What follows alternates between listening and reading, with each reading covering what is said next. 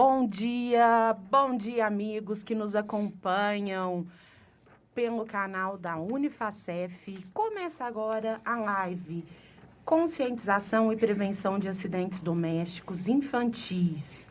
Eu sou a Camila Piso, apresentadora do programa Record em Revista, do programa Patrícia na Difusora, e escrevo para o portal GCN. E você pode me acompanhar também nas minhas mídias sociais, no Instagram, @cacaupiso. E eu tenho o grande prazer hoje de conversar com dois profissionais do Grupo Santa Casa. Mas antes, eu quero agradecer a instituição e a reitoria da Unifacef, em nome do reitor e professor Dr. Alfredo José Machado Neto, a chefe de Departamento de Comunicação Social, a querida professora Fúvia Nassif Jorge, ao João, querido aluno de Publicidade e Propaganda, que comanda o SET, que cuida da gente aqui. Obrigada, João. Ao nosso presidente, do Grupo Santa Casa, o senhor Tony Graciano, a Ana Carolina Boto Paulino, que é gerente assistencial. E agora sim, eu apresento a vocês Dr. Marcos Breno de Oliveira, médico pediatra. Bom dia, Dr. Marcos. Bom dia, Camila. Tudo bem? Tudo ótimo, graças a Deus. Tudo bem, pessoal? Bom dia aí a todos. E a Edilene Pessoni de Souza, que é enfermeira supervisora da UTI da Santa Casa. Bom dia. Bom dia a todos. Bom dia quem está conosco. Vamos aproveitar. É isso aí, gente. Hoje o assunto é sério, é muito importante, é de conscientização. Vocês sabem, que durante a pandemia, as crianças, os pais, todo mundo ficou muito mais em casa. E segundo os dados do Ministério da Saúde, que foram divulgados na revista Crescer, entre março e outubro de 2019, foram realizados cerca de 18 mil atendimentos em crianças e adolescentes até 15 anos pelo Sistema Único de Saúde, o SUS. Todos vítimas de acidentes domésticos. E um ano depois, em 2020, no mesmo período, entre março e outubro, esse número saltou para 39 mil casos, ou seja, um aumento de 112%. É um número alarmante, é um número, extremamente preocupante, e muitos desses acidentes, quase até 90% dos acidentes com crianças, podem ser evitados. E aí a gente conversa com o Dr. Marcos. Dr. Marcos, conta um pouquinho para a gente desse aumento com os acidentes domésticos com crianças. Então, Camila, a gente abordando esse tema aí muito importante, Agradeço aí mais uma vez, Reforço aí o agradecimento da Camila, reforçando a Santa Casa, que a gente tem feito lá, em conjunto, em equipe, um trabalho maravilhoso com as nossas crianças, hoje e sempre, tentando dar sempre o melhor atendimento, o melhor suporte, os melhores, sendo modesto, os melhores profissionais também, A gente não pode citar isso aí. Inclusive, a Santa Casa, ganhou o título, um amigo da criança, que é muito importante destacar. Exatamente. Esse título de amigo da criança é bem importante pelo fato da gente estar tomando medidas, gerando protocolos em que a gente tente minimizar procedimentos invasivos, a gente tenta sempre pensar na criança, como um todo, claro, mas também em pensá-la como pessoa e não somente como um paciente, não somente como uma doença.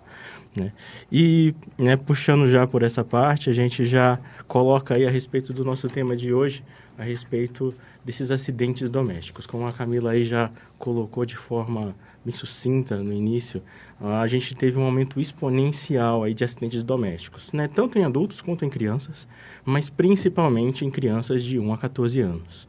Todo mundo sentiu, o grande impacto dessa pandemia, todo mundo ainda está sentindo, é bem complicado, é bem complexo. Ficar isolado dentro de casa é complicado, nós como seres humanos somos indivíduos que gostamos e precisamos de movimento, então tudo isso complica um pouco a situação. As crianças, com elas, não foi diferente. E para elas até um pouco pior, Crianças sempre adoram estar movimentando, brincando, correndo. E isso não é só porque elas querem, é porque o organismo pede. Elas têm um metabolismo acelerado, elas estão em fase de crescimento, elas estão descobrindo o mundo. Então, tudo para elas é novo e tudo para elas é uma brincadeira. Então, a gente tem que tomar certos cuidados, porque esse aumento desses acidentes domésticos se dá exatamente pelo ambiente que a gente julga o mais seguro para a criança, que é o ambiente domiciliar. E com certeza são aqueles momentos, né, que a gente acredita que está tudo bem, que está tudo sob controle. Como o Dr. Marcos disse, a criança precisa se movimentar, é orgânico, né? Exato. Mas a gente, enquanto adulto, tem essa falsa sensação de que está tudo sob controle. Edilene, comente um pouquinho sobre isso. A gente sabe, né, que a criança ela é muito curiosa, né? E cada etapa, né, cada idade tem a sua curiosidade. Né? A gente sabe que até os 4 anos ela está aprendendo, né? Ela copia muito o adulto, né? Depois dos 4 anos já é um desafio, né? Aquilo ali é alto, mas eu quero subir, eu vou subir. Muda a fase. Muda a fase, né? Então, cada fase tem o seu risco, tem o seu perigo, que às vezes os pais estão em casa e falam assim, não, tá em casa, tá comigo e nada vai acontecer. Né? E são nesses momentos que acontece justamente por a gente estar mais tempo em casa, né? As crianças saíram do ambiente de escola, creche, né? E tá ficando em casa com os pais que geralmente nem eram os pais que ficavam com as crianças. Os pais estão num ambiente ali de home office, estão trabalhando também. Isso. Então, criou-se situações que poderiam até ser previsíveis, mas não se imaginavam viver. E aí eu queria saber de vocês, quem quiser me falar, quais os tipos mais frequentes de acidentes domésticos? Então, com relação aí aos acidentes domésticos, a gente tem aí uma gama em torno de 5 mais importantes, né? A gente tem aí os acidentes por traumas, quedas, né, esses acidentes de impacto, né, os acidentes de sufocação, né, que a gente vai comentar um pouquinho depois, né, acidentes de queimadura, afogamentos, tá? Que é um acidente que preocupa muito a gente pela gravidade, a gente vai comentar também a respeito bem detalhadamente, e os acidentes que são os mais frequentes aí nas últimas décadas, que são os de intoxicação. Intoxicação? Exatamente. Intoxicação sempre foi uma grande preocupação nossa desde o primeiro ano de vida. A gente vê que hoje é fácil a gente ver, né, como adulto, como criança, é difícil observar isso. Os produtos, principalmente produtos de limpeza, são produtos que são muito interativos, são coloridos, são frascos bonitinhos, às vezes tem formato de bichinho. Exato. Então, as crianças acham que aquilo é uma brincadeira, que aquilo é um brinquedo, que aquilo, às vezes, inclusive, pode ser ingerido, tal como um refrigerante. Né? É um confete, uma bebida gasificada, é um refrigerante, é um suco. Então, para ela está vendo uma coisa colorida que parece bem legal. Ela não entende um composto químico, ela não entende ali, né, uma composição que pode ser cáustica, que pode provocar aí uma danificação, uma queimadura, um congelamento, né? Então, tudo isso a gente tem que chamar muito atenção, principalmente nessas questões da intoxicação. Muito interessante. Então, a gente vai dar algumas orientaçõezinhas lá no final. Sim.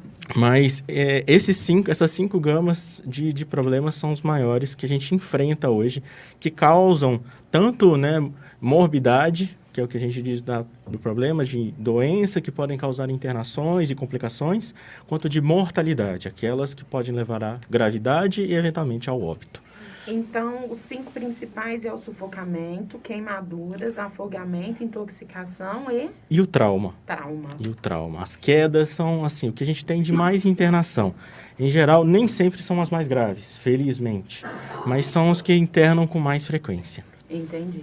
Deixa eu só fazer uma observação, pessoal. Nós estamos aqui no set de comunicação da Unifacef, seguindo todas as recomendações, os protocolos. Estamos de máscaras, com álcool em gel, distanciamento, tá bom? E lembrando que essa live está sendo transmitida agora pelo canal do YouTube, né, da Unifacef, e depois vai ficar salva. Vai ficar salva, né, João? Para aproveitar quem não assistiu, depois assistir. Quem assistiu, quiser relembrar. Depois assistir. Depois nós 3 vamos assistir, né? O João já está assistindo, então ele não. Mas você pode assistir de novo, viu, João? Pois é. Pode comentar, curtir, tudo. Transmite num canal fechado aí pra gente, né? Falando um pouquinho da intoxicação. Por favor. O pessoal às vezes pega um pouquinho de um produto do vizinho, aí põe na garrafa de Coca-Cola, de Guaraná. Sim, isso é muito frequente, muito frequente. Garrafa de água, né? E a criança vê aquilo lá e fala assim, eu bebo, é refrigerante, então eu vou beber ali também. Né? Então, a gente precisa tomar cuidado. Né? Tanto algum produto químico de limpeza e até mesmo álcool. Isso. Né? Principalmente, às vezes, uma cachaça, alguma coisa assim, põe numa garrafinha de água, numa garrafinha que chama atenção. Também, que é muito frequente, eu vejo muito...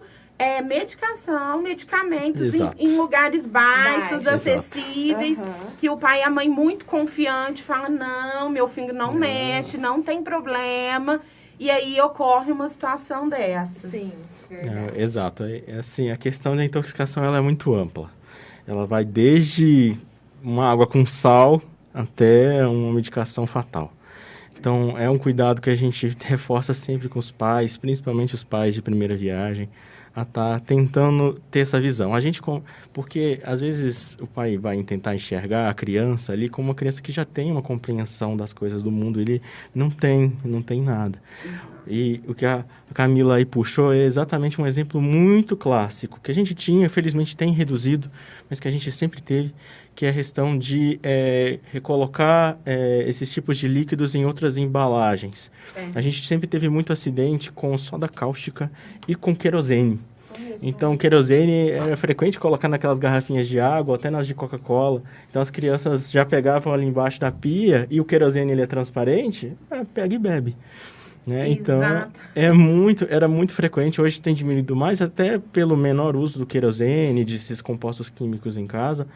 Então, tem diminuído um pouco. Mas a questão que você puxou aí também, com relação ao medicamento, é uma outra questão que tem puxado muito, muito, muito.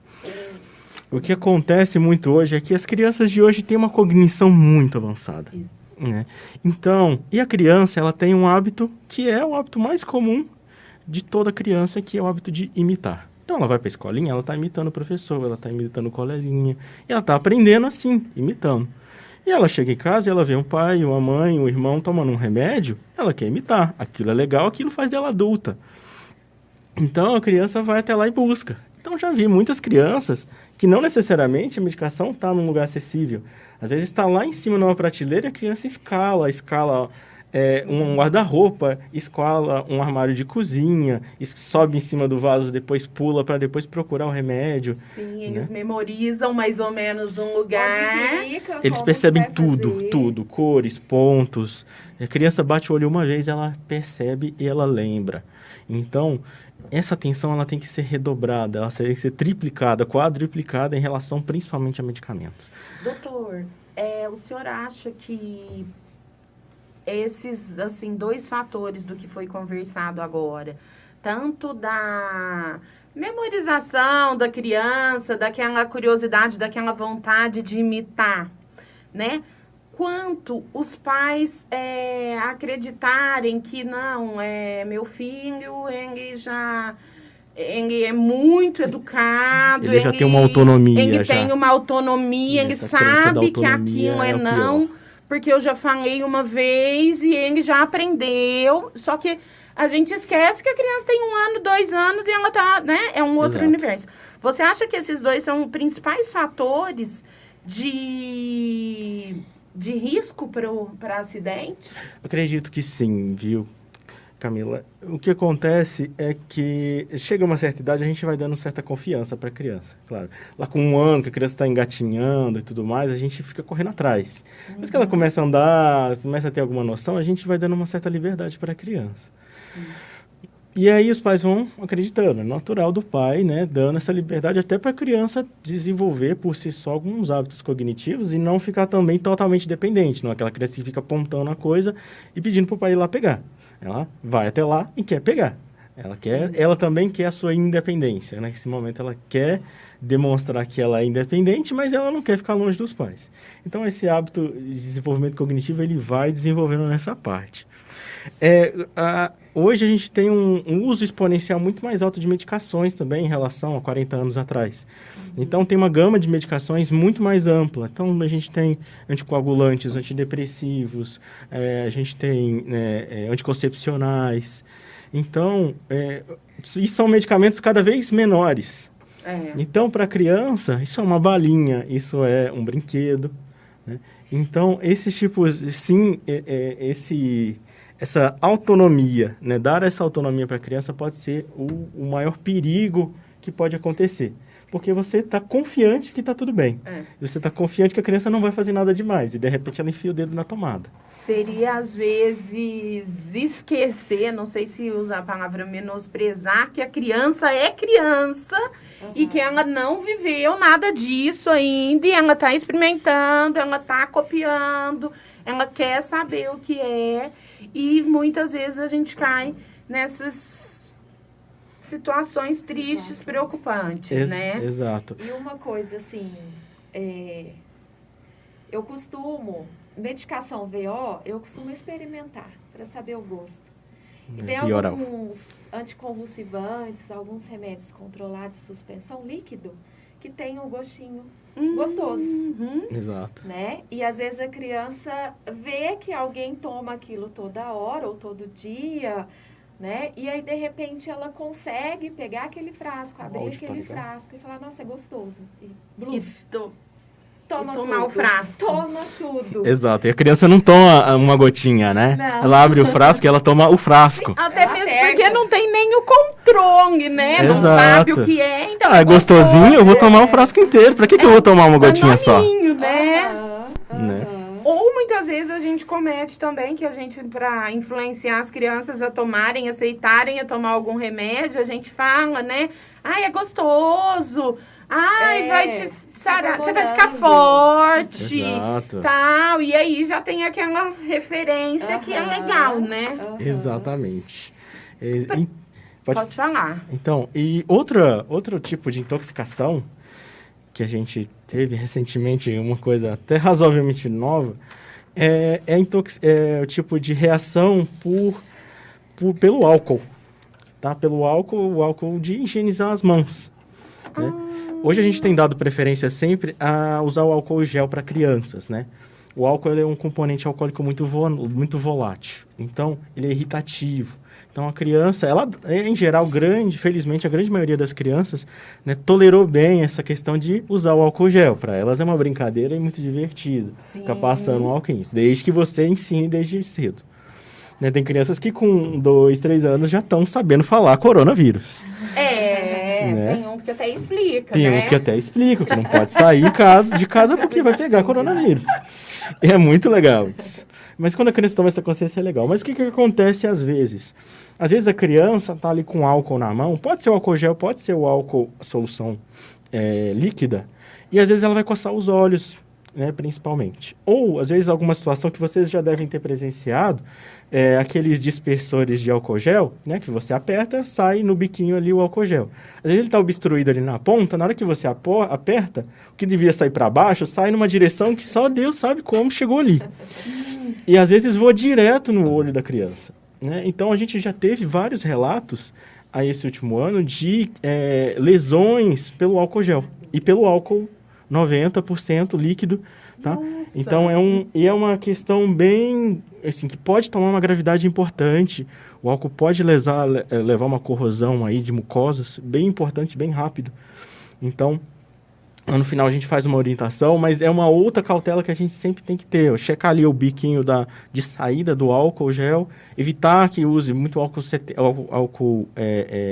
70 com essa solução líquida para crianças, tá? A não ser deixar mais para higienizar superfícies ou algumas outras finalidades que acabam sendo utilizadas aí, tanto de uso, né, industrial quanto doméstico. Então, esse é uma nova modalidade, mas que entra aí, no caso, né, tanto na parte de queimaduras quanto de intoxicações. Então, a gente tem alguns tipos aí de acidentes mistos também que podem acontecer nesse sentido. Então, para criança, no ambiente com criança, é melhor o uso de álcool em gel? De preferência, o uso de álcool gel. Hoje a gente tem um dispositivo muito incrível que é uma pulseira. Vocês às vezes já tenham visto. É uma pulseirinha, ela tem um formato de relógio e você injeta o álcool gel dentro de uma bolinha que tem ali.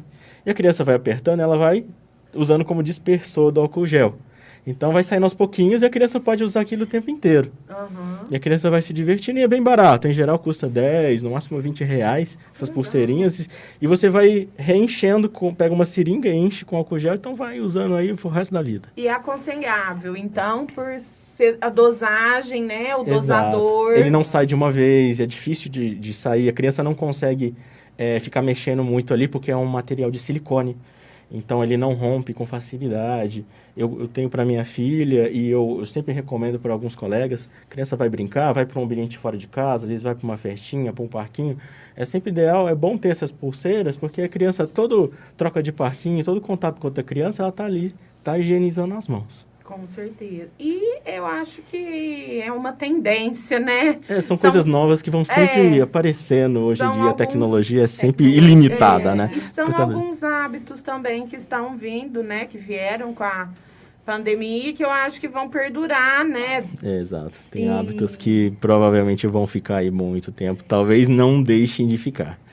E os pais? Como os pais podem ajudar na prevenção e em se informarem para prevenir esses acidentes?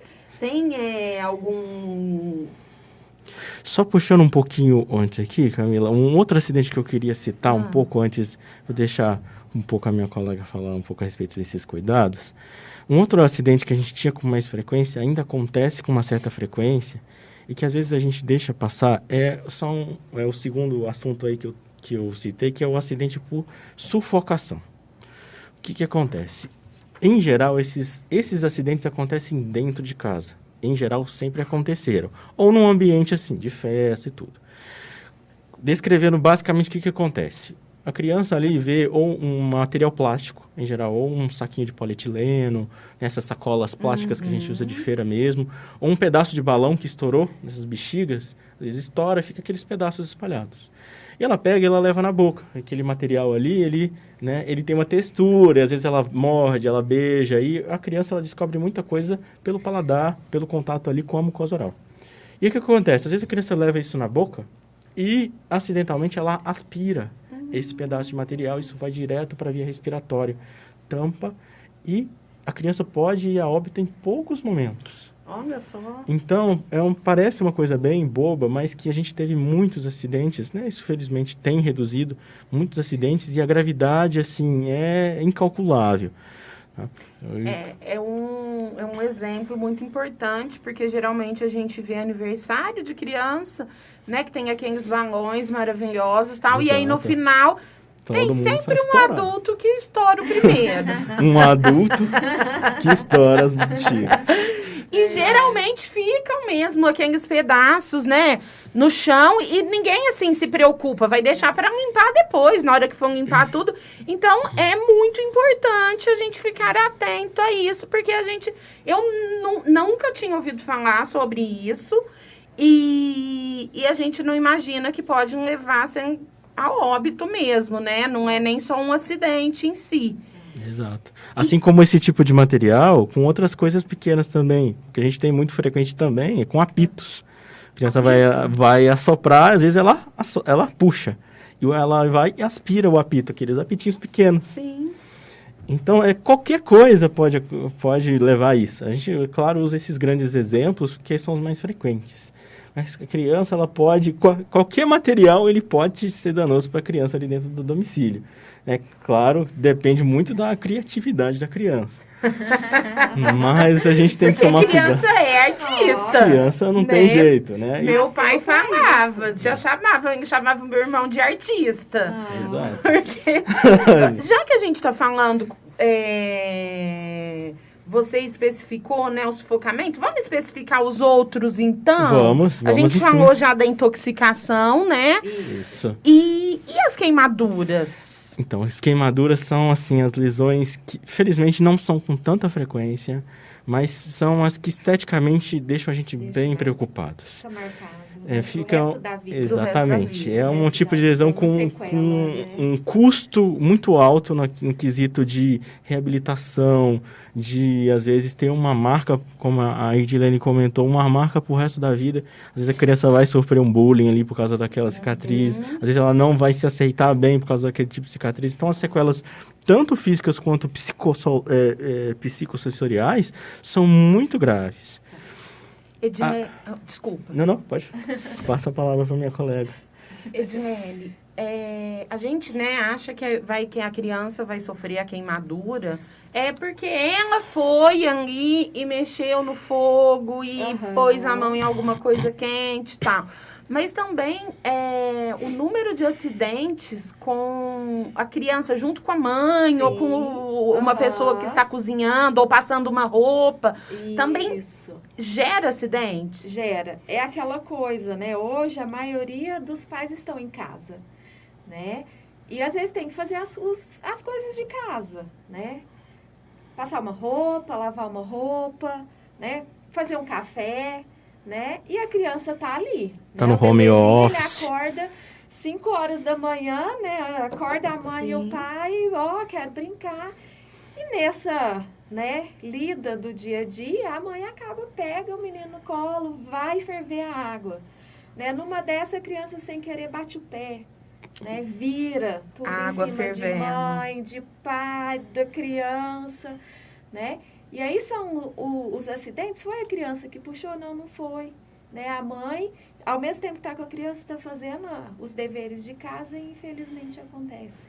E a gente sabe que, né, mesmo independente da pandemia, o mundo é muito corrido, os pais têm muitos trabalhos, muitas, né, ocupações, e não quer deixar a criança chorando, então, para evitar, justamente acha que é uma situação que nada vai acontecer. Sim. Não, eu só vou pegar a água fervente ali, a criança tá no colo e tá tudo sob controle, né? É aquela coisa da mulher fazer 1000 coisas ao mesmo tempo.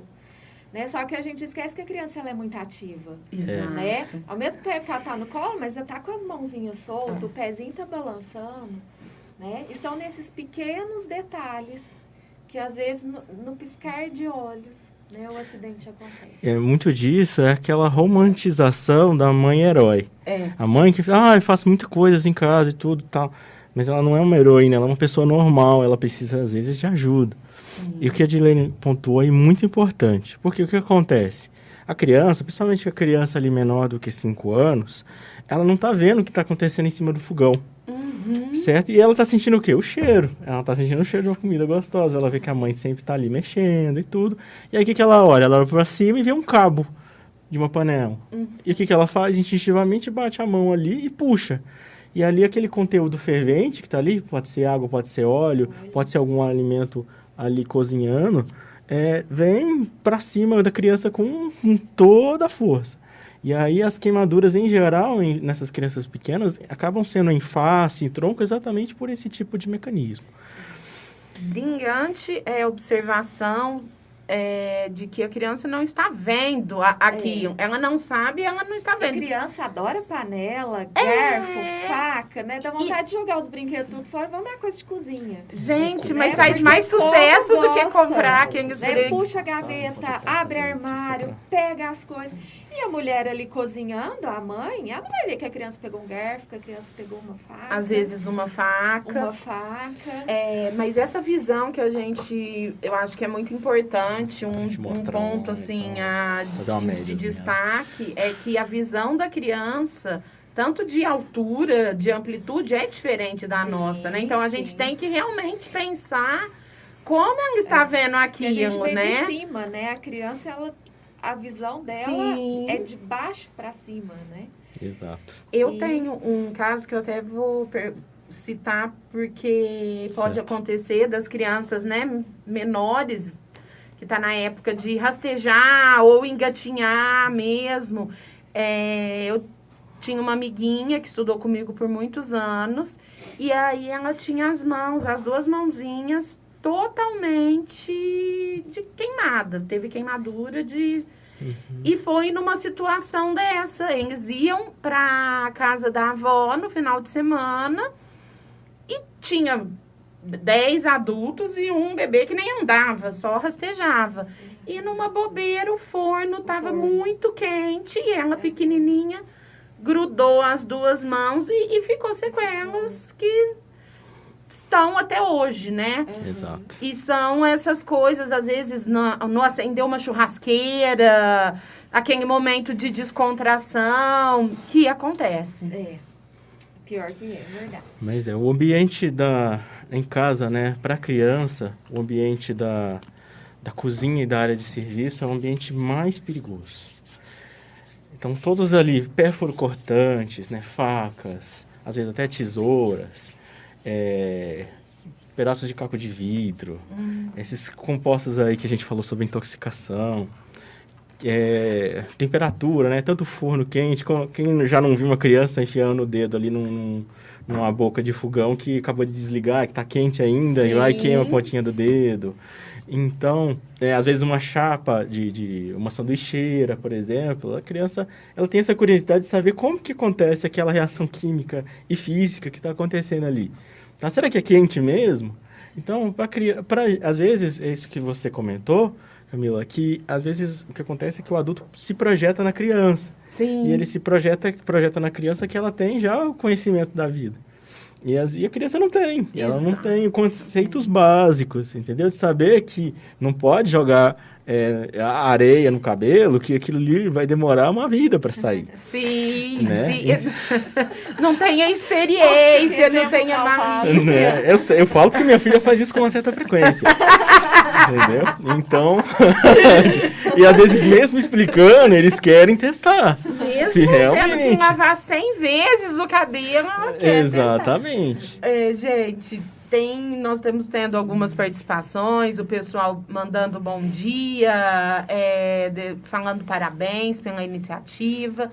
E aí, de encontro às queimaduras que a gente falou, a Maria Virgínia de Almeida está parabenizando a iniciativa e diz que percebe que a queimadura é uma causa que tem aumentado consideravelmente.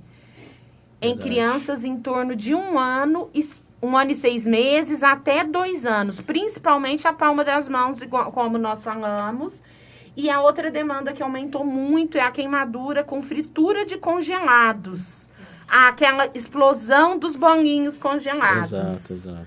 Né? Que é um acidente que a gente acha que pode não... E que acontece com todos nós adultos, né? Vai queimar a boquinha igual a nossa, né? Que queima aquela coisinha que a gente fica... A gente já queima o braço, coloca a coisa congelada lá no óleo já... Ai! A criança, então, né?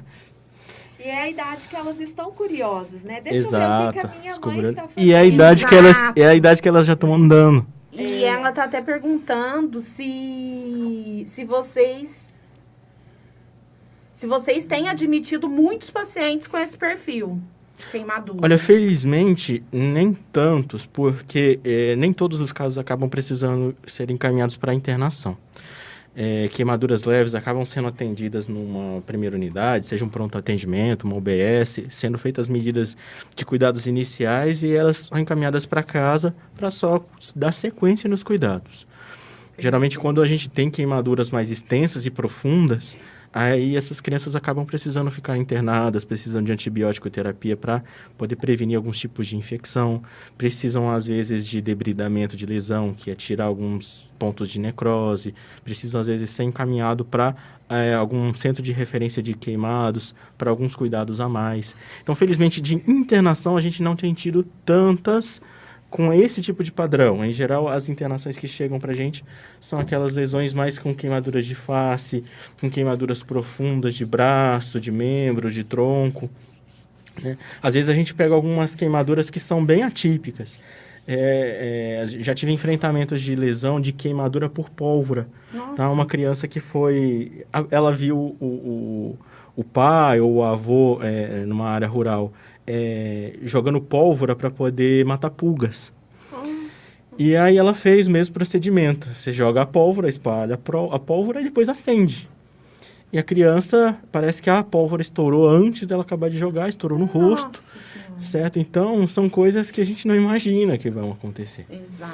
Então, queimaduras realmente têm um índice de aumento de consultas, inclusive entra aí nesse aumento exponencial que a Camila falou logo no início, né? Que a gente teve esse aumento de 18 mil aí para 39 mil atendimentos no SUS só nesse período aí de 2020, entre março e outubro.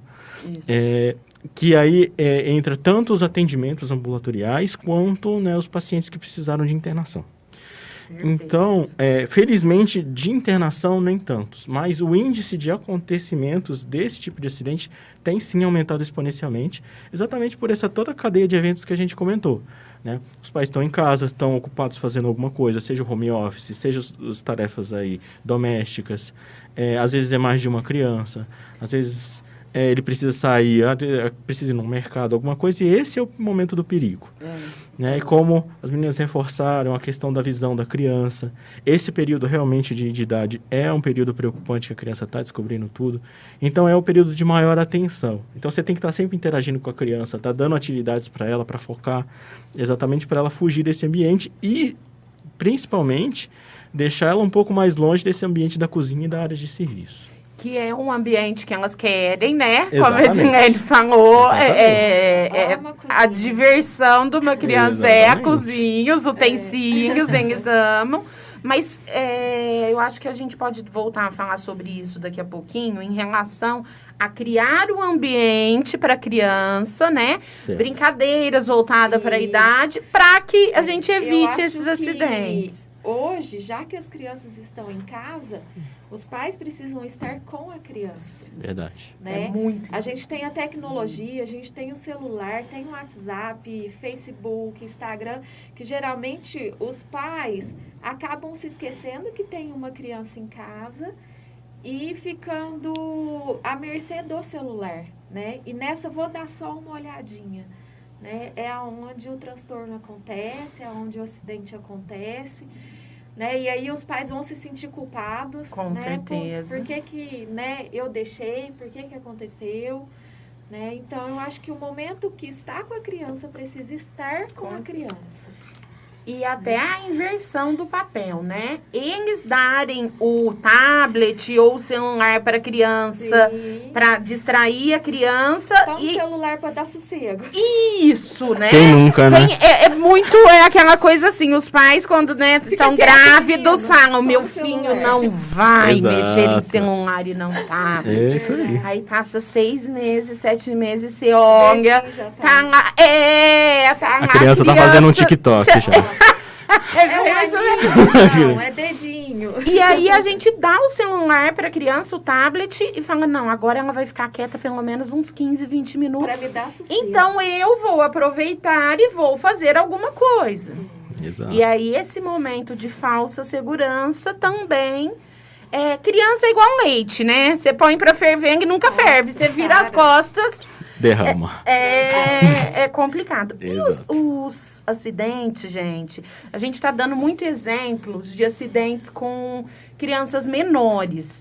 E com crianças acima de 6 anos, acontece muito acidente? São as quedas, né? Em geral, aí que começa exatamente a arte, né? São as quedas, são crianças que estão brincando de pipa, são crianças que estão brincando de bicicleta, estão correndo na rua. Eventualmente, há pouco tempo atrás, a gente teve de uma cidade próxima aqui até um acidente no trilho de um trem, né? Um atropelamento aí, uma criança que acabou tendo um pé macerado aí. Nossa. Por conta de um trem. Então, a criança, ela tá ali correndo, ela já quer interagir com outras crianças, correr do lado de fora, subir um telhado. Então, nesse momento, como a Edilene focou, Exatamente, a grande maioria são acidentes por trauma, né? São quedas e, às vezes, infelizmente, a gente tem acidentes fatais.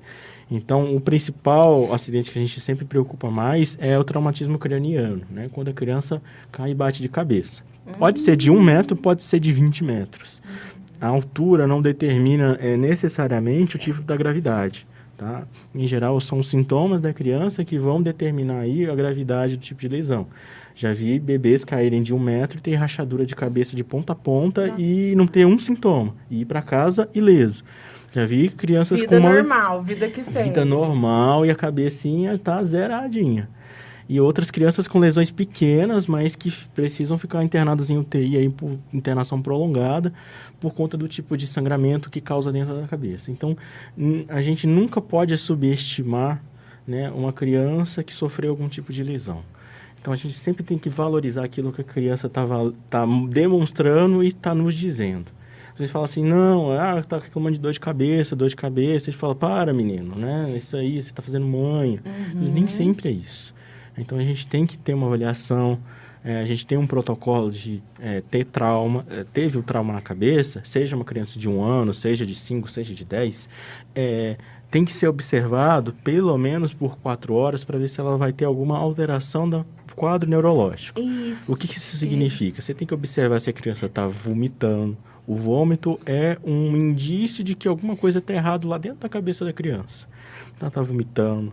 Se ela está ficando sonolenta, pode ser que alguma coisa está comprimindo a cabecinha dela lá dentro, principalmente o sangue, e ela não está conseguindo responder adequadamente a esse trauma e está começando a ficar sonolenta. Às vezes os pais ficam, às vezes, até chateados com a equipe médica, porque tem que ficar 4 horas em observação lá no pronto-socorro ou no hospital, tem que ficar de um dia para o outro, mas é porque os pais não veem a gravidade que isso pode evoluir. Algumas dessas crianças, às vezes, têm que ir para uma cirurgia com um neurocirurgião. Às vezes, precisa tirar um pedaço do osso da cabeça. Nossa. Ou cirurgias até maiores por conta desses tipos de quadros. Ô, doutor, então, em casa, né, a gente tem que ficar atento, bateu a cabeça, mesmo que seja uma batida, ficar atento, então, aos sinais mais básicos, vamos dizer assim. Exato. Caiu aqui, sentou, caiu, bateu a cabeça, a gente deve ficar atento. Né? Chorou. Chorou já é o primeiro indício. Chorou, beleza. Chorou, ok. Ok. Né? A criança vai chorar mesmo. Fala assim, para de chorar, menino. Não adianta, gente, tá doendo. Vai, né? Chorar. Então, esses indícios são muito importantes. Aí, parou de chorar, aí é que você começa a observar. A criança está chorando, ela está ativa, ela está sentindo as coisas. A parte neurológica dela está preservada. Sim. Como adulto, você recebe uma pancada, você sente dor e você fica ali pensando naquela dor. A criança também, só que ela responde com choro. Se a criança está chorando, tá ok, a gente fica até mais tranquilo, por mais que seja incômodo. Sim. Mas a criança que começa a ficar sonolenta, aquela criança que começa a ficar com um sono que você não consegue acordá-la, essa é a criança que tem que receber uma atenção maior. Aquela criança que fica com um quadro de vômito sem melhora. Tem crianças que eventualmente pode ter até algum quadro convulsivo, tá? Algum tipo de convulsão nas primeiras horas após o trauma. E aquela lenda antiga da minha época? Saiu o galo, é porque tá tudo bem. Assim, de fato, toda lesão de trauma no crânio acaba machucando a pele e gera um acúmulo de sangue. Isso é o galo. Né? É uma bolsinha de sangue que fica ali debaixo da pele retida. Também não indica necessariamente a força, o que a gente chama de energia do trauma. Quanto maior a energia do trauma, em geral, maior a lesão. E, em geral, não está necessariamente associada com a altura, com a força, mas pode estar. Assim, quando some o galo, a criança não tem sintomas, em geral, realmente está bem. Mas o galo demora, no mínimo, uns 3 dias para sumir. Então, não fica esperando o galo, não. Não fica esperando o galo, não. Então. Já deu sonolência, vômito, já tem que ficar esperto. O importante é que crianças de menores de 5 anos teve algum trauma, se você percebe qualquer sinal de alarme, levar ao pronto atendimento o mais breve possível. Pode ser um atendimento médico em UBS, desde que passe por uma avaliação. Tá, importantíssimo. Importantíssimo, porque a gente nunca sabe. Não necessariamente a criança vai precisar internar, não necessariamente a criança vai precisar de exames, mas ela precisa exatamente ter uma avaliação inicial para depois ter uma sequência e avaliar se não teve nenhum dano. Tem alguns tipos de lesão que elas demoram meses para aparecer. Nossa. E esse é o tipo que às vezes mais preocupa a gente. É o que interna na UTI. Que é exatamente o tipo de interna, porque são pacientes que às vezes precisam, porque às vezes é um sangramento pequeno, sim, gota a gota. E aí demora alguns meses, o cérebro está cheio de sangue empoçado em um determinado lugar. Aí a criança começa a ter dor de cabeça, dor de cabeça, dor de cabeça, dor de cabeça, vai só piorando, vai começando a tomar remédio não melhora, e aí a criança vai passar numa avaliação e ela tem um que a gente chama de hemorragia subdural. Isso pode eventualmente precisar de uma cirurgia para correção. Então, sempre o atendimento é importante. Né, na coleta de dados, né, que o médico faz lá, aconteceu alguma coisa, a mãe às vezes nem lembra que caiu, bateu a cabeça. Exato. Às vezes a criança cai e a mãe nem vê, nem sabe. Sabendo. Exatamente. Muitas vezes isso acontece. Sabendo, né? E aí vai nos exames físicos, exames radiológicos, é onde vai aparecendo as imagens e aí de repente fala, nossa, há 2 meses atrás, né? Parece que eu lembro que ele... Fulaninho falou que ele caiu, né? Né? Então, assim, às vezes as consequências da queda aparecem a longo prazo. A longo prazo. Né? Deixa eu só aproveitar aqui um minutinho para agradecer, né? Estamos aqui com o Dr. Marcos Breno de Oliveira Santos, médico pediatra do Grupo Santa Casa, com a Edilene Pessoni de Souza, enfermeira supervisora da UTI do Grupo Santa Casa. Estamos seguindo todo o protocolo de segurança, máscaras, álcool em gel, distanciamento, tá? Quantidade de pessoas permitidas no local. E eu quero agradecer, nós estamos com uma pessoa ilustre aqui acompanhando, mandou mensagem no chat agora, que é o nosso querido presidente Tony Graciano, parabenizando vocês pela live, muito bom. E opa, obrigadão, Tony. E vamos seguindo, gente. Tem as épocas, normalmente, a gente sabe que tem períodos no ano... Dos acidentes. Exatamente. Dos acidentes, né? Normalmente. Então. Até 2019, a gente teria as fraturas, né? No fim de dezembro, período janeiro, de férias, que é férias, né? Atropelamento, fratura, né? Que é queda de árvore, queda do muro, tá soltando pipa, saiu correndo, queda de bicicleta. Né? Agora em junho, julho, são queimadura por fogos de artifício, né? Então, geralmente, a gente tem essas épocas que a gente já espera uma internação. Sim. Né? E ela pode ser tanto uma internação leve, como pode ser uma internação grave. Né? Então, esses seriam os nossos períodos sazonais que a gente fala. E lembrando que... conforme a idade, né? Conforme o tempo, vão mudando os tipos de acidentes... E aí eu acho que é importante a gente, daqui a pouquinho, a gente já vai caminhar para finalizar. Quais são os ambientes da casa onde os casos de acidente acontecem com mais frequência? A cozinha ganha, a cozinha mesmo. A cozinha ganha, quintal. Uma armadilha.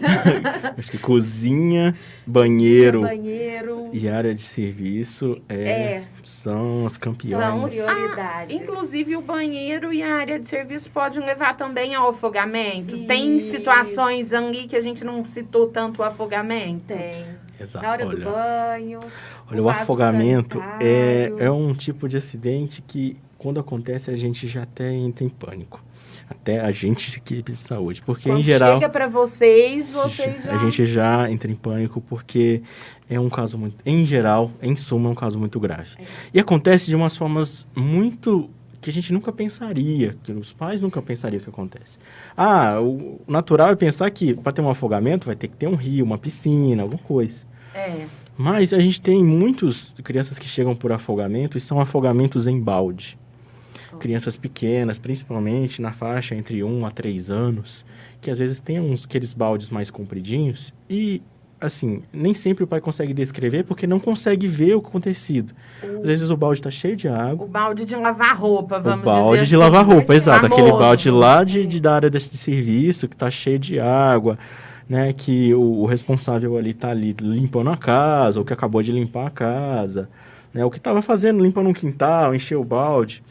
E o que acontece? Às vezes a criança vai ali brincar e ela tomba. E ela cai de cabeça para o fundo do balde, com as perninhas para cima. E ela começa a se debater. E ela pode gritar ali, não vai conseguir escutar por causa da água. Nossa, e, em geral, o afogamento, quando você consegue detectar, ele já é tardio. Exatamente por isso. Até os pais identificarem isso, às vezes percebem que a criança está muito quieta. O que está acontecendo? Ele vai lá e detecta esse acontecido. Lesão por afogamento, assim, a gente teve vários casos desse tipo. A gente cita porque não é uma exceção, tá? Nesses últimos 5 anos para cá, a gente deve ter tido em torno de 8 casos. Então, e é um caso muito grave. As sequelas são gravíssimas a longo prazo. Então, muito cuidado com isso, crianças pequenas, de manter esses reservatórios de água. Há acidentes em piscina também, essas piscinas domésticas mesmo, não necessariamente piscina de clube. Até porque agora clube não está tendo muita atividade pelo fechamento. E aí. é aquela coisa assim, né? Ó, a mãe tá olhando, tá? De repente passou pro pai. Por fim, a mãe e o pai, cadê? Não tá com você não, não tá com você não. Eu passei.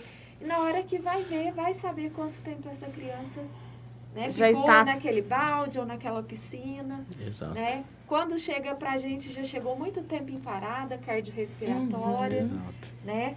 A criança, ela tem a parte de informação dela ainda, né, faz com que essa parada, às vezes a gente ainda consegue tirar a criança da parada, né, mas e as sequelas dessa parada? O tempo que o cérebro, né, ficou ali sem Isso, oxigênio foi muito. E aí os neurônios são tipos de células que não se regeneram muito bem. Exatamente, eu ia fazer essa pergunta antes da gente entrar nas recomendações gerais para cozinha, banheiro, para a gente evitar os acidentes. Eu queria saber isso. Muitas vezes, os pais, os cuidadores, menosprezam algum tipo de acidente, de tomar um cuidado, acha que está tudo bem, que está tudo sob controle.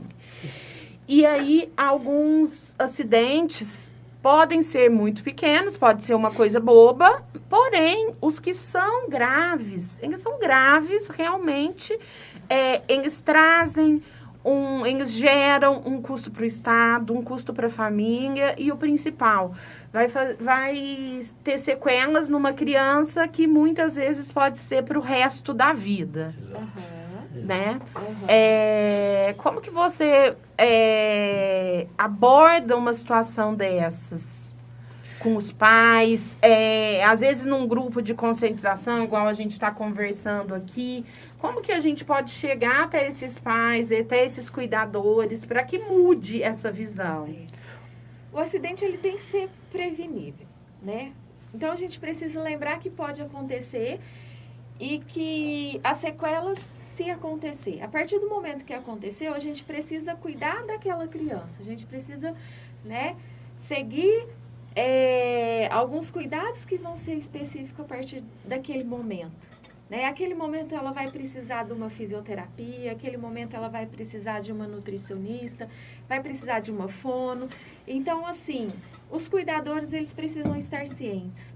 Né? Eles precisam estar sabendo de tudo que aconteceu com a criança, de tudo que poderá acontecer daqui para frente. Né? A equipe médica é muito importante nesse momento, porque a orientação, né, do quadro clínico, né, é a parte médica, e essa é a parte mais difícil para eles. Como que você chega para uma criança e fala, olha, sua filha vai ter sequela, provavelmente pode não andar, não falar. Nossa, né, Marcos? É difícil, essa é a parte, essa abordagem psicológica e até a aceitação dos pais, ela é muito complexa. Porque é difícil, até eles, né, terem acesso a outros pacientes que já tiveram o mesmo quadro, outros pais e tudo. É sempre aquela acreditação que aquilo foi uma situação passageira, que o paciente vai melhorar e vai voltar a ser o que ele era antes. E muitas vezes, dependendo do tipo, né, da gravidade, como a Edilene comentou, não vai voltar a ser aquilo que era antes. E aí, o que você, né, comentou, Camila, é que esse tipo de cuidado, ele tem que ser abordado desde o meio da gestação. Então, a mulher lá, por volta das suas 32, 36 semanas, ela tem que... A mulher e, né, o seu acompanhante, ele deve, né, seja avó, seja os cuidadores em geral, ele já tem que estar se preparando exatamente para esses eventuais cuidados. E o principal, que às vezes os pais vão deixar um pouco de lado, e a gente hoje parece que o foco é muito mais nos pais do que nas crianças, e de fato conversar com as crianças. Então, chegar e mostrar, olha, esse produto aqui, tá vendo? Ele machuca, ele faz dodói, não pode encostar nele, não pode pegar ele, tá? Então, sentar e conversar com a criança, explicar, olha, não pode deixar o copo aqui, porque ele pode cair, quebrar e machucar o seu pé. Então, falta muito isso de sentar e conversar. Às vezes fica muito aquela correção pelo deboche. A criança faz uma coisa errada de derramar um suco, aí ri da cara da criança. Ei, menina, você já está derrubando suco, né? E tudo. Então, a criança, ela fica ali tentando se corrigir e tudo, aí vai tentar fazer de novo, né? Mas do jeito certo. Aí acontece tudo errado. Às vezes a criança vai tentar, a gente subestima muito as crianças. Às vezes uma criança de 2 anos, 3 anos, ela vai abrir a geladeira e tentar pegar uma garrafa de água que é maior do que ela. Sim. E acontece com certa frequência. Sim. E aí cai, pode bater na criança, pode quebrar e machucar a criança, pode derramar todo o líquido ali na criança. Então, esses cuidados não existe um cuidado específico, porque pode acontecer com qualquer material, com qualquer coisa. Você pode estar com uma caneta e a criança pegar e se furar com essa caneta. Exatamente. Né? Então, assim, se fosse, a gente colocaria a criança dentro de uma bolha, né? E mesmo assim a bolha podia furar ainda por cima. E a gente não vê. Né? E a criança sufocar ainda. Então, muito importante. É tudo muito subjetivo. O cuidado com a criança, primordial, tem que ser a conversa. Então, explicar para a criança o que pode ser perigoso dentro de casa. O que ela não pode fazer. Mesmo assim, às vezes ela vai tentar fazer. Exato. Mas, se você conversa com ela e depois a corrige quando acontece, tá? Porque ela já vai entender, olha, não pode mesmo porque machuca. Não faz. Enfia o dedo na tomada, aí vai, toma um choque. Pode ser grave, pode ser leve. Depende de como foi aí a questão de instalação. Se for leve, vai aprender. Se for leve, vai aprender. Né? Se for grave, vai aprender também. Mas, às vezes, o leve, ele vai tentar de novo. Exatamente. Não, né? Então, é importante os pais, desde a gestação, já terem consciência, né, das possíveis. Não para ficar aterrorizado, mas ter a consciência de como lidar, os próximos passos. Quando a criança nascer, já vir tendo uma preparação. Exato. Uma família, por exemplo, que tem piscina em casa e era uma casa totalmente de adultos, já ir pensando na alternativa. Antes da criança começar a engatinhar, já pensar na alternativa do que fazer. Os cuidados, né? Tem casa, um casal jovem, por exemplo, tem objetos de decoração, tem aqueles kits de facas bonitos em cima da pia, né? Que entra numa... Então, para já ir se adaptando, né? Para quando a criança chegar e conversar também com a criança. Nossa, Luiz... E aí, eu queria que vocês dessem umas dicas básicas para os cômodos da casa, para prevenir. Só queria pontuar antes, rapidinho, 2 situações que são muito, muito comuns. A primeira delas é a ingestão de alguns tipos de copos estranhos. É muito frequente criança engolir pilha, bateria de brinquedo, de relógio, que for. Isso é muito frequente, muito frequente mesmo. Rodinha de carrinho, mola, tampinha de caneta Bic, esses pequenos instrumentos, principalmente menores de 2 anos. Então, muita atenção para essas coisas pequenas. Não deixar ao acesso de crianças menores do que 3 anos. Tá? Sempre checar se os brinquedos não estão vazando. Tem muita pilha que vaza, tá? Que oxida, vaza o líquido. Depois a criança, às vezes, passa aquilo ali na boca. Isso machuca. Então, o grande problema, por exemplo, de pilhas e baterias é o seu conteúdo, tá? É bem corrosivo, que está ali, tem um composto ali dentro que ele é altamente corrosivo. Então, nessa suspeita de ingestão de corrupção, a gente tem que procurar o serviço de saúde também. Tá. Às vezes, o que acontece? Tanto nesse caso quanto na ingestão de outros tipos de líquidos, existia, às vezes, o costume de tentar fazer a criança vomitar. Não tentem fazer isso em casa, tá, gente? Por quê? Às vezes, a pilha, por exemplo, pode ter rompido, ou às vezes é um conteúdo cáustico que já está no estômago da criança. Que não vai... Você faz ela vomitar, aquilo que já machucou todo o esôfago e chegou até o estômago, que é a porção terminal, volta e machuca de novo. Nossa. E não sai por completo, volta de novo para o estômago. Então, evitem isso de tentar provocar o vômito na criança.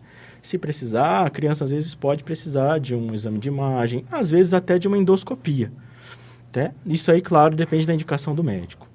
Mas muito cuidado nesse ponto, exatamente, porque é muito frequente, mesmo todo mês tem 2, 3 casos de crianças que engoliram moeda, principalmente. Exato. Moeda, brinca de cofrinho. Quer saber que gosto que a moeda tem, né? Exatamente. E aí vai. Aí tirou um raio-x, tá lá, dá pra ver até de qual valor que é a moeda lá no raio-x. Nós ganhamos 15 minutos, então eu vou fazer uma pergunta.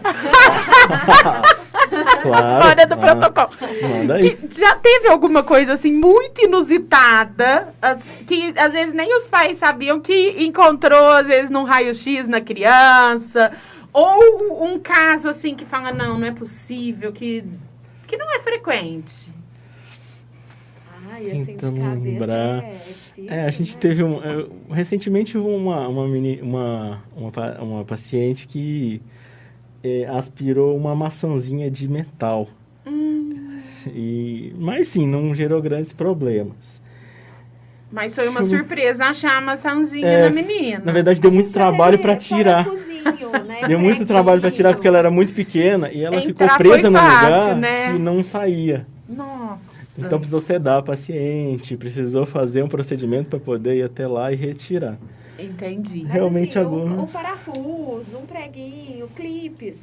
Clips. Né? São coisinhas que... São coisas... É muito comum Mas- o amendoim, o feijão no nariz, no ouvido. Sim. Uma coisa que a gente fica muito preocupado que já aconteceu é essas sementes, tipo amendoim, nem sempre a criança engole. Às vezes ela aspira, isso pode ir para o pulmão.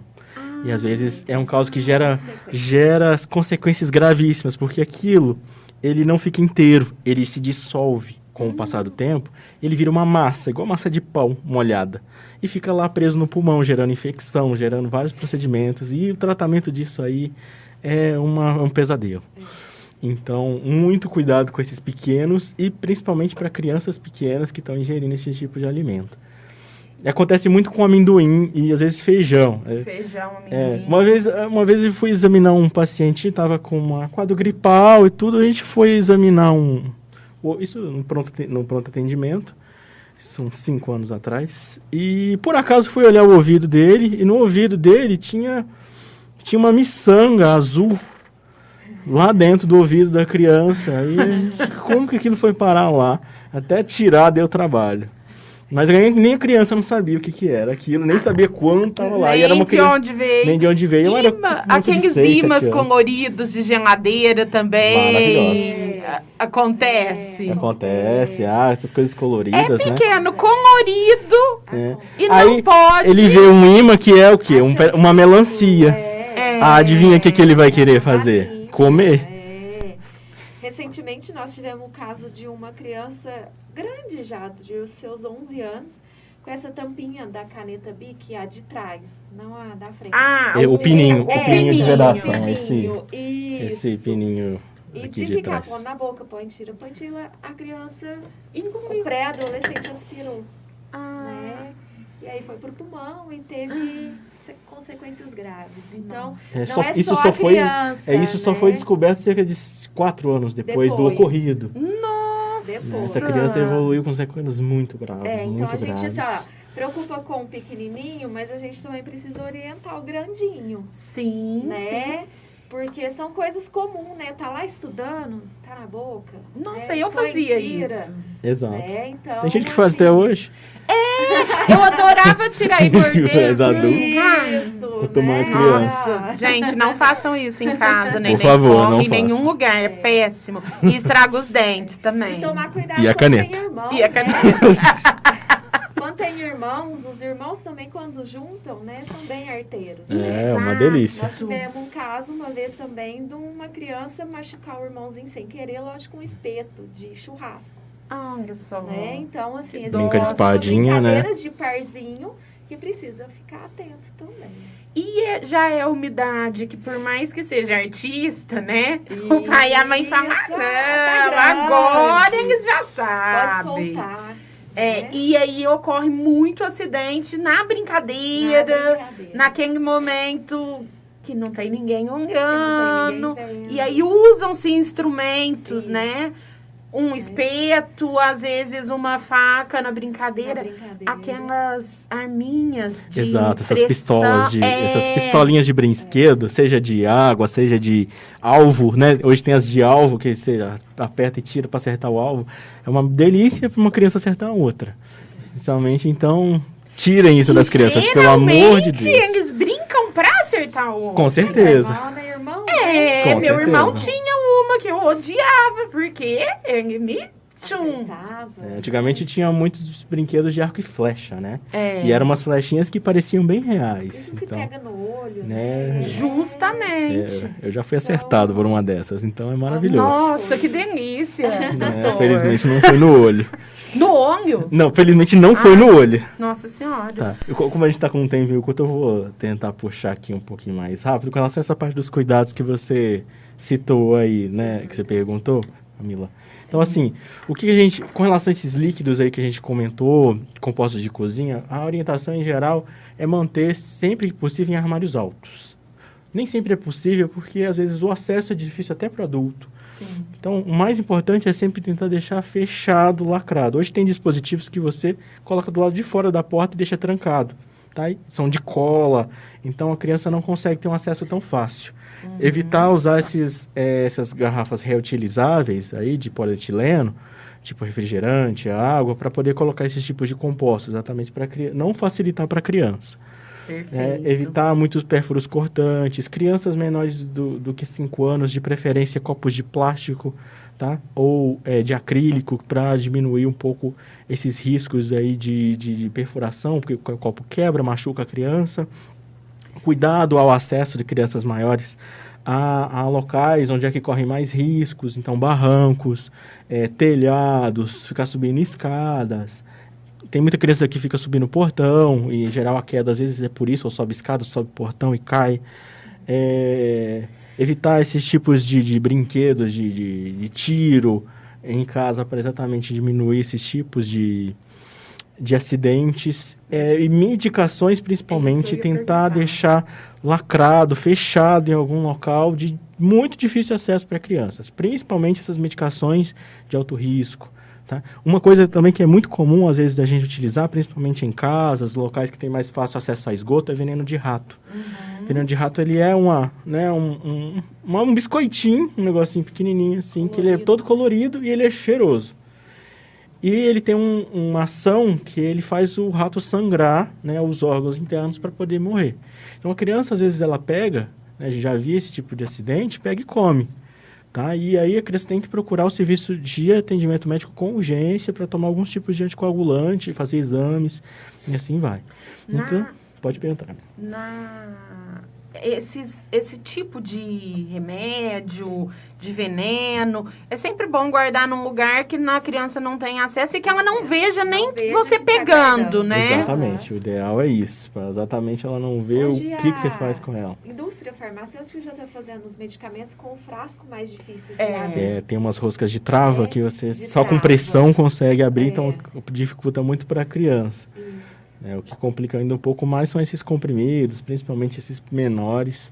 Às vezes a criança tem acesso. Outra coisa é tesoura. Muito cuidado com tesoura. Criança vê... Quem nunca teve filha que pegou e deu uma tosadinha no cabelo, né? Sim. Quem nunca? Mas às vezes evolui para uma coisa mais grave. Franja, né? Pelo menos na franja é padrão. Lógico, quem padrão. Nunca? Mas às vezes acontece algum outro tipo de acidente. Às vezes a criança machuca a mão, às vezes corta a ponta do dedo, às vezes perfura, vai encostar na coxa, machuca. Então, de preferência para criança, às vezes, quando for usar, sempre junto, tesourinha sem ponta. E para adulto, gente, tudo que é cortante, tesoura, facas, aparelhinho de barba, Presto Barba, que a gente acha também que fica ali no banheiro e tá tudo bem, faz 100 anos que aquilo fica no banheiro, não, né? E pode também gerar algum tipo de acidente. Sim. São tudo ferramentas que a gente tem que manter o mais longe possível. Tem que explicar que não pode, mas a gente tem que manter longe. Isso. Certo. Em jardins, salas, o que vocês aconselham também? No próprio quarto da criança, né? Que às vezes tem aquelas pegadinhas que a gente acha que não vai acontecer e acontece. Às vezes a criança machuca muito com alguns tipos de brinquedo. O Lego é padrão, a criança machucar o pé pisando no Lego. Olha. Mas em geral não são lesões importantes. Então, são só um machucado ali, faz uma dor no local e depois passa. Hoje algumas empresas estão melhorando um pouco o material para esse ponto, fazendo as pontas um ponto mais rombas, então machuca um pouco menos. Às vezes, uma coisa para menores de 2 anos, principalmente, é a contenção na cama, tá? Onde a criança vai dormir, né? Seja na cama. A gente sempre pede para evitar que esteja dormindo com os pais, porque às vezes pode, né, o pai ou a mãe virar em cima da criança, causar algum tipo de sufocamento, lesões que a gente já viu acontecer, tá? Parece infrequente, mas acontece. Muito importante. Muitos pais fazem isso com as crianças. Aquela proteção do berço. Aquela proteção fica lindo, maravilhoso, né? Mas corre o risco da criança se enrolar ali. Hoje a gente tem alguns berços que eles se acoplam na cama também do casal, né, lá na lateral. Sim. Né? O ideal é que no restante da cama, tem algumas opções hoje que você adapta para colocar umas contenções, certo? E assim, pode ser de plástico, madeira, ferro, mas que contém a criança para ela não cair durante o sono, principalmente. Às vezes a criança começa a pular também em cima da cama, perde o controle e dá um tombo. Então, muito cuidado nesse ponto. Doutor, tem até alguns pediatras que seguem uma linha para quando o bebê ainda não ter coberta, travesseiro, você aquece a criança com a roupa, né? Tem casos mesmo que acontecem de sufocamento por travesseiro, por cobertinha. Exato. Outro caso, né, que a gente tem uma normativa aí da Sociedade Americana de Pediatria para recém-nascidos, é uma conduta chamada back to sleep. Né, uma conduta tomada por conta de casos de sufocamento que aconteceu com muita frequência lá em meados entre 2012 e 2015. O projeto, o Back to Sleep, basicamente é dormir de costas, né? É deixar sempre o bebê ao dormir, né? Principalmente aquele bebê menor de 6 meses, sempre dormir com as costinhas para baixo, tá? Em contato com o colchão. Barriguinha para cima. Barriguinha para cima, exatamente. Evitar deixar o bebê de lateral e principalmente evitar deixar o bebê de barriguinha para baixo. O bebê tem um reflexo, sim, que ele consegue movimentar a cabeça quando está sufocado. Tá? Então, ele consegue o que a gente chama de fuga asfixia. Ele consegue virar o pescocinho para poder fugir ali do que está obstruindo. Mas, às vezes, pode ser que o colchão está tampando a carinha toda do bebê, ou às vezes ele está num sono tão profundo que ele não consegue ter esse tipo de reação. Então, para evitar esse tipo de sufocamento, sempre dormir, principalmente ao dormir, deixar coxinhas para baixo, né, barriguinha para cima. Perfeito. Quem mora em prédios, independente do tamanho, sempre ter tela nas janelas, sacadas. Nas telas de contenção. Né? Uma lavanderia que a gente chamou dos baldes. Balde sempre para cima. Sem água, né? Ou para cima. Né? As tomadas com aquele protetor que tem. De preferência. A ponta da mesa, essas pontinhas, existem uns protetores também. Sim. Isso, se materiais tem de silicone. escada, colocar a gradinha, né? Ou em cima ou evitar embaixo. tapetes, né? Evitar tapetes. Se tiver tapete, sempre com antiderrapante embaixo, né? Principalmente em banheiros. Piscinas tem que ter proteção. Até mesmo a piscina infantil, aquela de plástico, né? Que a gente deixa ali. Não, vou economizar água, vou deixar e causa um acidente. E também tem um ponto, assim, muito importante, que manter a criança longe da garagem, né?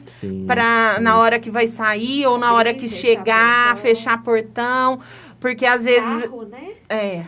Tem muito atropelamento, né, de entrar e sair da garagem, né? A criança ela não tem essa noção de que o carro vai continuar em movimento. Ela acha que você vai vê-la e o carro vai parar instantaneamente. Então, às vezes, ela vai para cima do carro, ou às vezes você está dando ré, ela vai e entra atrás do carro. Sim. E ela não tem aquela percepção do que está acontecendo ao seu redor. E às vezes eles ficam num ponto morto de visão nossa, Exatamente. né? E a gente não consegue identificar, ou até mesmo quem abriu o portão por alguns segundos e a criança sai disparada na rua e pode acontecer algo pior. Exato. Gente, nós estamos encaminhando para os minutinhos finais. Doutor Marcos, tem alguma consideração para finalizar, por favor? Sim, só fugindo um pouco aí do assunto, dentro do assunto de acidentes, né, mas fora um pouco da parte doméstica, lembrar que hoje ainda o que mais causa mortalidade em crianças ainda são os acidentes automotivos. Então, lembrar sempre de focar nesses dispositivos de contenção de criança, né, intraveicular, como a cadeirinha, porque isso salva vidas mesmo, tá? E, em geral, esses acidentes não acontecem em grandes rodovias, em grandes ruas. Acontecem em pequenos translados.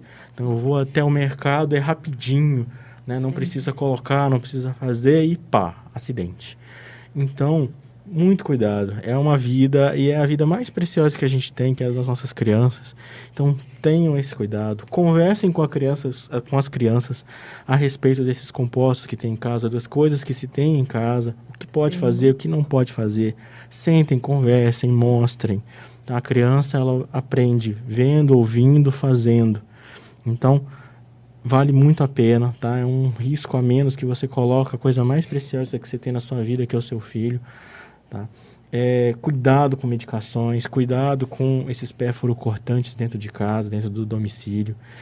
Tenha sempre o cuidado possível e, como até a Edilene puxou aqui um pouco mais cedo, tente sempre interagir com a criança, dê uma atividade para ela, participe da interação ali da atividade.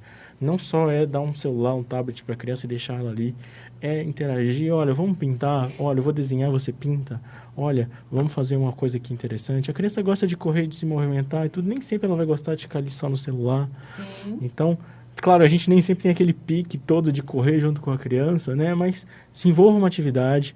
Nessa fase que a gente está, até que a gente tenha um retorno escolar, os pais têm que ser os educadores das crianças dentro do domicílio, tá? Tanto para que elas não percam essas habilidades cognitivas, percam a janela de desenvolvimento, quanto para que elas continuem a se desenvolver e aprender sempre coisas boas. Perfeito, perfeito. E sempre muito importante também estar, né, conversando com o pediatra da criança, pegando informações, pesquisando. Hoje a gente tem informação muito rápido, muito fácil, né? Exato. Edilene, eu queria que você também desse sua consideração final, por favor. Eu queria puxar o gancho do Marcos, que assim, enquanto pais, sejam responsáveis pelas crianças, né? Não delegue essa responsabilidade para outra criança ou para outra pessoa, né? São vocês, né? Vocês que devem estar ali perto, vocês que devem estar ali junto com a criança, né? Interagem com a criança, mas não delegue isso a ninguém, para que lá na frente vocês não se... como que eu falo? Vocês não se... Aconteçam coisas que depois vocês vão se arrepender mais tarde de ter falado, nossa, por que que eu não fiz ou por que que eu não fiquei? A gente precisa de uma rede de ajuda, de apoio, porém a responsabilidade continua sendo do adulto, né? Que às vezes a gente vê criança sendo delegada para outra criança. Não, a criança é do adulto. Exato, é muito frequente. Né? Perfeito. Então a gente precisa que o adulto cuide dessa criança. Perfeito. Uma criança, por mais que tenha 12, 13 anos, ela não é responsável. Exatamente. Né? Perfeito, adorei a sua colocação. E a gente tem que ficar atento mesmo. Quero muito agradecer vocês, gente. Um grande prazer conhecê-los. Ver a forma que vocês tratam esse ambiente, esse universo infantil, o carinho e o cuidado que vocês têm, que é muito importante, humanizado mesmo, né? É muito bom ter profissionais na saúde assim como vocês, além de ter uma grande experiência. E quero agradecer ao reitor da Unifacef, professor e doutor Alfredo José Machado Neto, a chefe de departamento de comunicação, nossa querida professora Fúvia Nassif Jorge Facuri, que gentilmente nos cedeu o set de comunicação, ao João, aluno de publicidade e propaganda, que cuida de tudo aqui, cuida da gente, né, João? Obrigada, viu? Aos queridos idealizadores, né, Marcelo Reis, de Relações Institucionais do Grupo Santa Casa, a Marcinha Sandoval, o Luiz Gabriel Ferreira, obrigada, Luiz, querido, sempre tão gentil, carinhoso e competente. E a vocês, queridos, Dr. Marcos Breno de Oliveira Santos, médico pediatra, e Edilene Pessoni de Souza, enfermeira supervisora da UTI, todos vocês que nos acompanharam. Essa live vai ficar salva. Assistam novamente, compartilhem. É um tema muito importante, é de saúde pública. Nós precisamos ficar atentos e cuidar mais das nossas crianças. E o melhor remédio é a prevenção. Verdade. Sempre. Muito obrigada, gente. Fiquem Obrigado, com Deus. Camila. Prazerzão estar aqui com vocês todos, tá? Convite foi muito prazeroso aí podendo estar divulgando essas informações aí para a população. Sempre aí estamos à disposição para, eventualmente, cuidar melhor sempre dos nossos pequenos. É isso aí. Obrigada. Obrigada. Muito obrigada a toda a diretoria, ao presidente Tony Graciano, da Fundação Santa Casa, Grupo Santa Casa. E fiquem com Deus. Até a próxima.